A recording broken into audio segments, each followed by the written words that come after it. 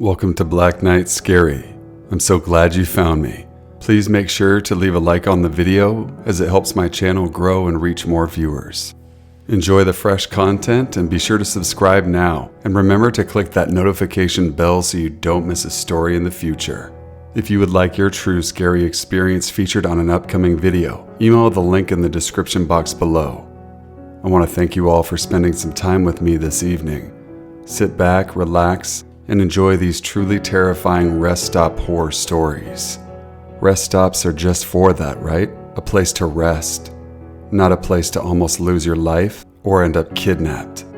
Like I always say, my friends, be safe out there. Story number 1. The glowing green numbers on the dashboard mocked me. 2:17 a.m. I've been on the road for 11 hours, pushing through a cross-state drive that felt endless. My eyelids were gritty sandpaper, my head a heavy stone. Drowsiness was no longer a suggestion, it was a physical weight pressing me down. Ahead, a faded blue sign announced, "Rest area 1 mile." Relief, pure and unadulterated, washed over me. I took the exit in my old sedan rattling over the rumble strips and pulled into the dimly lit asphalt lot. It was almost deserted. Just a couple of distant tractor trailers hulking like sleeping giants in the far corners. I parked near the restrooms, figuring there'd be a bit more light, a bit more human presence, even if it was just a passing sound. I killed the engine, the sudden silence heavy and oppressive after hours of road noise. A gust of wind rustled the leaves in the surrounding woods, a dry, whispering sound that seemed to carry secrets. I decided to recline my seat back, adjusted my hoodie to make a makeshift pillow, and tried to get comfortable. Sleep needed to come fast. Just a few hours, then I would be good to go. The exhaustion was so profound that I felt myself teetering on the edge of consciousness, falling into the half-awake, half-dream-like state. Then, a light. It wasn't headlights. It was too bright, too focused, and too high. It bloomed in my peripheral vision, shining through the passenger window, a blinding white-hot glow that seemed to emanate from nowhere and everywhere at once. It hurt my eyes even through closed lids. I squinted, a jolt of unease piercing through my drowsiness. It pulsed suddenly, like a heartbeat. What on earth was that? A searchlight? Some kind of industrial equipment? But why here, in the middle of nowhere, at this hour? As I lifted my head, trying to make sense of the impossible luminescence, a shadow fell across the blinding light. A figure. It was tall and possibly lean, silhouetted against the fierce glow. I couldn't make out any features, but I felt its gaze, a palpable icy pressure. My breath hitched in my throat. This wasn't right. This wasn't just a late-night traveler. Before I could even process the thought, there was a deafening crack. The passenger window exploded inward, showering me with 1,000 glittering shards of safety glass. The world turned into a cacophony of shattering glass and my own terrified gasp. Cold night air, sharp and sudden, rushed in. A hand, large and gloved, shot through the jagged opening. It clamped around my wrist, its grip like a vice. Before I could scream, it yanked, hard. My seatbelt dug into my shoulder, a sudden searing pain. My head struck the pillar. Panic and animalistic primal terror seized me. "Get out!" A voice rasped, low and guttural. It wasn't human, or if it was twisted into something monstrous. The hand pulled again, straining, trying to wrench me free. I scrambled at the dashboard, my fingers finding no purchase, my legs tangled in the footwell. The bright light outside pulsed again, like a heartbeat in the night, reflecting in the attacker's obscured form. I could hear his ragged breathing, feel the desperate strength in each pull. This wasn't a robbery. He wasn't reaching for my purse. He wanted me. Another tug, harder this time, and I felt my arm threaten to dislocate. I let out a choked cry, a strangled whimper of pure fear. I kicked out wildly, catching something solid, his leg maybe, but it barely registered. This figure was relentless, pulling, his other arm now reaching in, trying to get a better grip on my torso. I was halfway out of the seat, my head pressing against the shredded door frame. Just as I thought I was lost, just as I felt myself slipping, a new sound pierced the night. It was the roar of a diesel engine, closer now, accompanied by the blinding sweep of powerful headlights. Another truck. Its air brakes hissed, long and drawn out, as it lumbered into the rest area, pulling up just a few spaces away. The gripping hand froze. The pulling stopped. I heard a low growl, more animal than human, then a grunt of frustration. The shadow detached itself from my car with startling speed. The impossibly bright light outside snapped off, plunging that side of the rest stop into sudden, profound darkness. And then he was gone. I heard the crunch of dry leaves, the snapping of twigs, as he vanished into the black maw of the woods that swallowed the edge of the parking lot. I lay there half in, half out of my car, trembling violently. My heart hammered against my ribs, a frantic drumbeat of survival.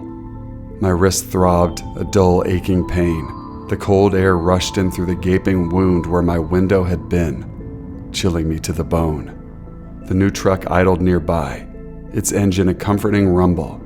Its driver, a big man with a grizzled beard, got out and walked slowly towards my car, a flashlight beaming ahead of him. "Everything all right over here?" he called out, his voice gruff but concerned. I tried to speak, but only a dry, rattling sound escaped my throat. I pulled myself fully back into the seat, hugging myself, shaking uncontrollably. "No," I finally managed, my voice thin, reedy whisper. "I'm not all right." He saw the shattered window, the glass strewn everywhere, and his expression hardened. He didn't need me to explain. He just nodded grimly. "You stay put. I'm calling this in." But I couldn't stay. Every fiber of my being screamed at me to flee. The woods loomed dark and silent once more, but I could feel it, the lingering malevolence, the eyes that had watched me, the unnatural light.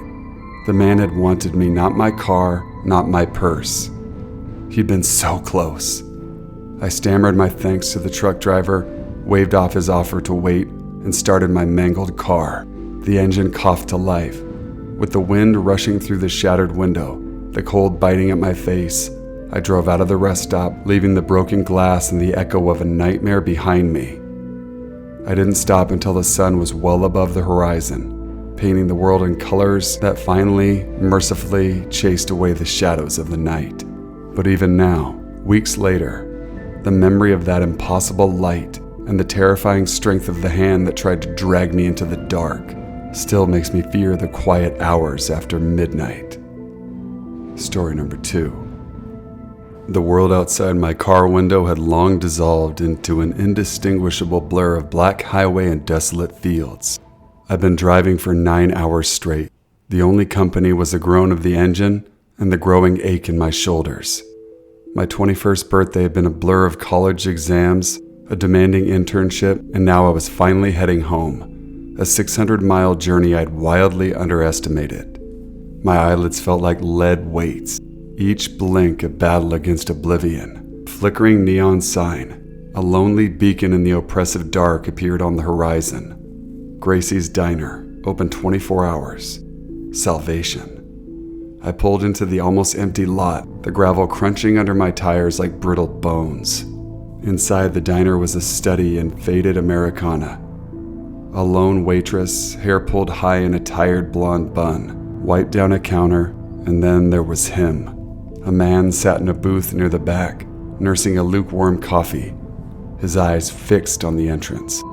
As I approached the counter, ordering the strongest brew they had, I felt his gaze shift to me. It wasn't a casual glance, it was a hungry, assessing stare that made the tiny hairs on my arms stand on end. I told myself it was just exhaustion, just my mind playing tricks. I picked up my coffee, the warmth a small comfort against the sudden chill I felt. "Restroom?" I asked the waitress, pointing to a door at the back. She simply nodded, not looking up. The bathroom was stark, lit by a single buzzing fluorescent tube. The air was cold, smelling faintly of stale disinfectant. I splashed water on my face, the icy shock doing little to quell the unease bubbling inside of me. Then the distinct click, the sound of the door closing, not swinging shut by itself, but pulled closed and locked. My breath hitched. My reflection in the grimy mirror showed a woman whose eyes were wide with dawning terror. Before I could even turn, a heavy hand clamped over my mouth, another around my waist, yanking me backwards into a chest that reeked of stale cigarettes and something metallic. He was grunting, mumbling something I couldn't understand, his grip like steel bands. My heart hammered against my ribs, a frantic bird trapped in a cage. I thrashed, kicking wildly as hard as I can, my nails scrambling uselessly against his arm. The ceramic edge of the sink dug into my back. My mind screamed, but no sound escaped. The man dragged me towards a stall, his intention horrifyingly clear. In a surge of pure, desperate adrenaline, I somehow twisted, bringing my elbow up hard into his jaw. A grunt of pain and his grip slackened just enough. I launched forward, tearing free, my lungs on fire. I didn't think, I just ran. My hand found the doorknob, fumbling, twisting. It clicked again. I burst out of the bathroom, tearing through the diner, past the startled waitress and out into the blessed, terrifying night. I didn't look back. I didn't stop to think.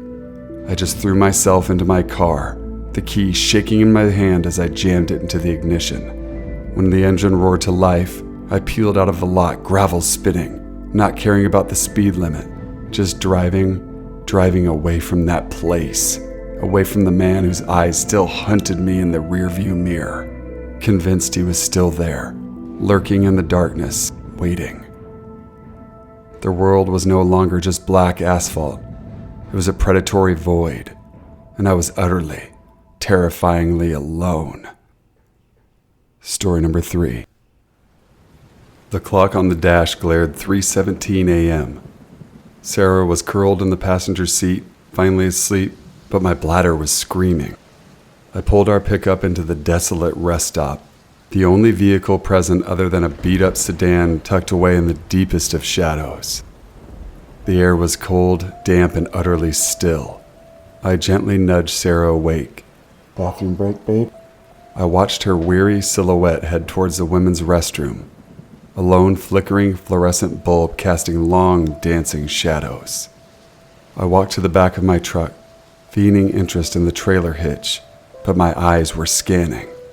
That sedan. No lights on, no one visible. A prickle of unease started on my neck. Then I saw him. A figure detached itself from the sedan's shadows, moving with an unnerving, almost too smooth glide towards Sarah. He was tall, gaunt, wrapped in dark clothes, head down. This figure didn't see me standing silently behind my truck, the .45 in my waistband a cold comfort. He was fixated on my wife, not another soul in sight. Every hair on my arm stood on end. My breath hitched, a knot of ice forming in my stomach. Sarah was almost at the door, her hand reaching for the metal handle. The man quickened his pace, his stride lengthening unnaturally, as if he only knew he had seconds. My heart hammered against my ribs. He was almost there, just steps behind her. As his hand reached out, about to push the door open to follow her in, I ripped the .45 from my belt. The side clicked as I chambered around. The sound impossibly loud in that dead, quiet night.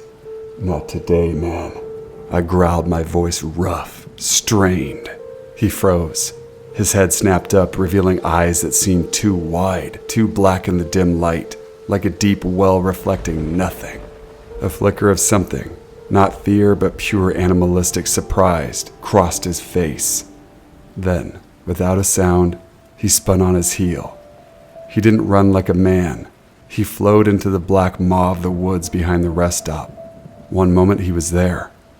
The next, the shadows had swallowed him whole, leaving not a rustle, not a snapping twig, just the deafening silence and the taste of metallic fear in my mouth. Sarah, still in the bathroom, turned, her eyes wide with confusion. What was that, Mark? She whispered. I lowered the gun, my hand shaking, and pulled her into a tight hug, my eyes fixed on the impenetrable darkness where he had vanished. He was gone, but the chill of his presence and the way he had simply dissolved into the night lingered like a phantom touch. We didn't sleep the rest of the drive.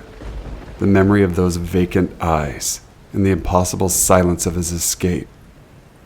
Make sure to subscribe now so you don't miss a thing in the future. Thank you guys for spending time with me tonight. Stay safe out there, my friends.